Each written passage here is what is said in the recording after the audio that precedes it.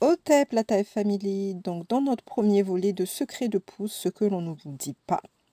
Je vous ai parlé de l'importance de faire son shampoing quand on souffre d'alopécie ou quand on a simplement un objectif de pouce, de façon à avoir le cuir chevelu propre et faciliter la pénétration des actifs qu'on va appliquer sur son cuir chevelu.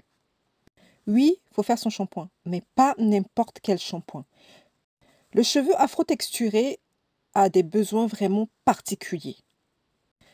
De par sa spécificité même, de par sa constitution génétique. Je vais vous laisser regarder une vidéo et on revient après.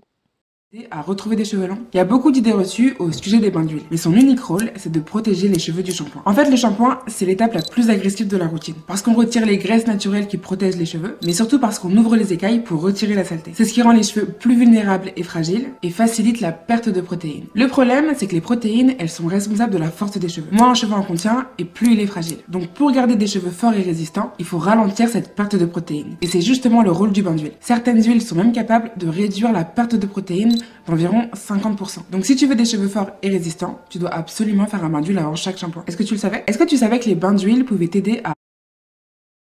Donc, voici la vidéo, ok? Là, l'étymologie du mot shampoing.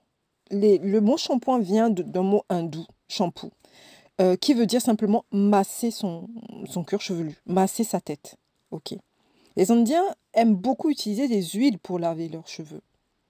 Bref, revenons là où je veux en venir, c'est-à-dire le shampoing industriel classique tel qu'on nous la vend n'est pas adapté aux cheveux afro-texturés, tout simplement parce que ce shampoing provoque à chaque lavage des pertes de protéines. Et Dieu seul sait à quel point on a besoin de protéines. Plus le cheveu il va être frisé, plus il aura besoin de protéines. Donc, comment faire quelque chose, un shampoing, qui enlève, même si vous faites des bains d'huile, tant que vous faites des shampoings agressifs avec des tensioactifs qui moussent énormément, bah, vous enlevez à chaque fois de la protéine. À chaque fois, vous enlevez de la protéine. Vous imaginez? Non seulement vous enlevez de la protéine, mais aussi les céramides. Alors que nous, on a besoin des deux. La chose que je trouve complètement absurde, une fois qu'on a bien desséché la fibre, on va essayer de faire des masques hydratants pour essayer, en tout cas, de rattraper le dégât. Ça n'a aucun sens pour moi. Trop de tracas pour nous-mêmes et pour le cheveu, parce que après, ce qui nous bloque en tant que femme noire, qu'on n'aime pas faire notre shampoing, c'est cet état de sécheresse capillaire qu'on a après avoir fait un shampoing classique. Un shampoing qui ne nous va pas, tout simplement. C'est pour cela qu'on se retrouve avec, à un moment donné, la fibre desséchée, les cheveux affinés, à force d'enlever des protéines et des protéines encore, des cheveux en manque de vitalité.